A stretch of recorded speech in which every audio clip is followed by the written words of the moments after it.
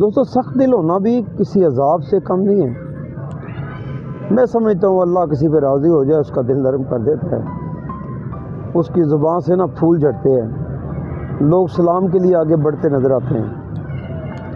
سخت دل انسان کی زبان کے ساتھ کانٹے لگے ہوتے ہیں، وہ بات بے بات اپنے لیے خواری بناتا رہتا ہے۔ میں نے ایک ایسے شخص کو دیکھا جو بات پہ سخت دلی کی وجہ سے ذلیل ہوتا تھا۔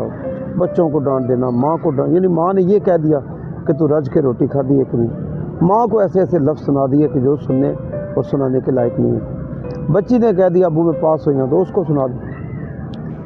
کئی برسوں بعد مجھے وہ شخص ملا تو بدلا ہوا پایا، بڑی نرم طبیعت۔ میں نے کہا باجی کیڑی دوائی کھا دی ہے؟ وہ کہتا ہے یار بس ایک واقعہ دیکھا اس نے مجھے نرم کر دیا۔ کہتا ہے اب تو بچوں سے معافی مانگ لی، امی سے معافی مانگی، امی دنیا میں چلی گئی ہے، معافی مانگی میں نے کہا ہوا کیا؟ اس بات کے اوپر آئے۔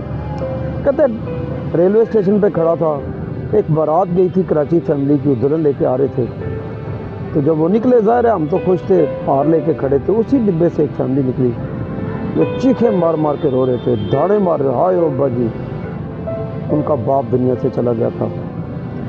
ادھر خوشی تھی ادھر غم۔ کہتا ساری رات ایک سوچ میں رہا میں، بس صبح اٹھ کے میں نے کہا زندگی جو ہے ریل کا ڈبہ ہی ہے، خوشی ہے غم ہے، اترنے والے کی کیفیت بتائے گی وہ کس کیفیت میں ہے۔ دوستوں وہ بدل گیا۔